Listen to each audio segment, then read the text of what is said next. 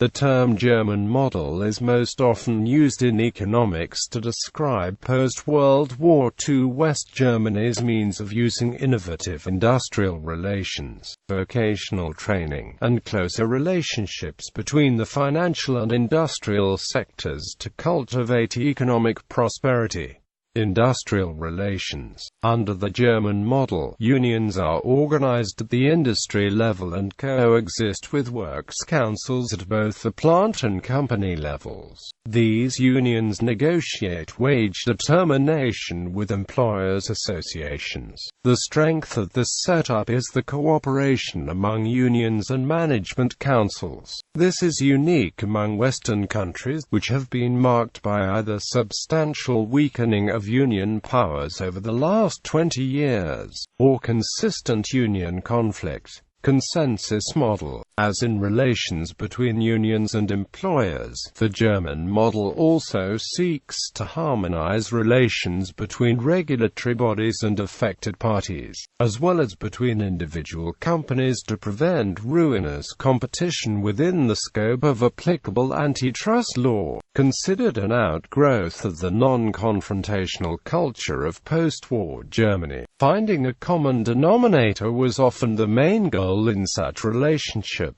Vocational education and AMP training. The system of vocational education is perhaps the most important component of the German model, and is still very prevalent in the German educational system. In Germany, there is a much heavier emphasis on apprenticeships for skilled positions, taught by expert worker instructors. It has been made possible through long-term politics, focusing on establishing stronger links between the dual vocational education and training system and institutes of higher education, on improving integration into vocational training through basic skills and permeability, and on establishing national coverage of branch-specific, regional initial and continuing training centers. As such, there is a lower percentage of university students in Germany when compared to other Western countries, and a much lower percentage of persons entering the workforce for on-the-job training. Vocational training is required for a large number of occupations. At the end of vocational training, a highly regarded certification qualification is awarded that is valid for a range of over 400 occupations.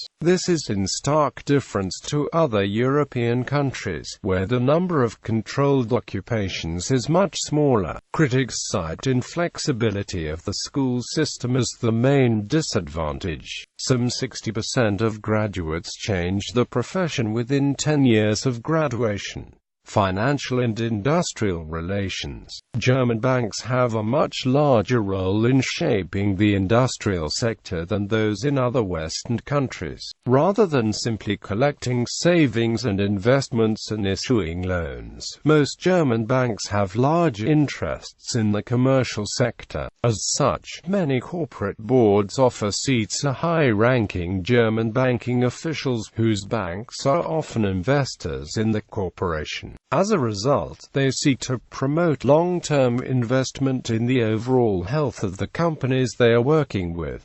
Future of the German model. Since the German reunification, German prosperity has declined compared to pre-unification West German levels, and the German unemployment rate reached record levels, 12.6% as of March 2, 2005, the highest rate since World War II. The failure of the German model to maintain standards of high performance has led experts to speculate about its demise.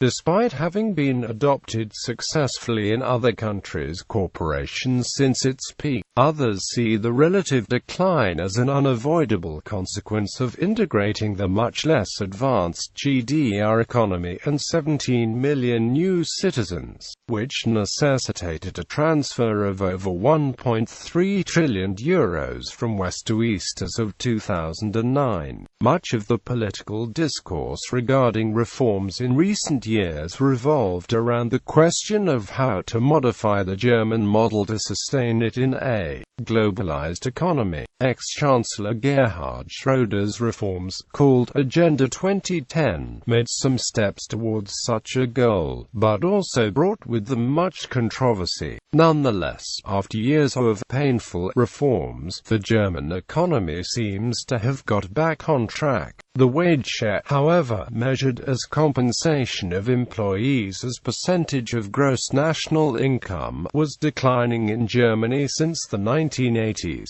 Unemployment has fallen below 10% for the first time in years, and economic growth reached 2.7% in 2006. In June 2016, the unemployment rate was reported as 5.9% by the German Federal Employment Agency. Whether this is an ongoing development is, however, a matter of continuing debate, as are further reforms. Counter-argument: rise of the German model. As of 2009 and the recent worldwide economic downturn, some analysts have speculated that the German model of social capitalism is resurgent and is the most responsible economic system that still ensures the survival of the free market. With recent economic schemes and company abuses, such as in the Bernard Madoff scandal, the Enron scandal, and the financial crisis of 2007 to 2010, the German model of a rigidly structured and regulated economy has become more attractive. From 2003 to 2008, Germany was the world's strongest exporter.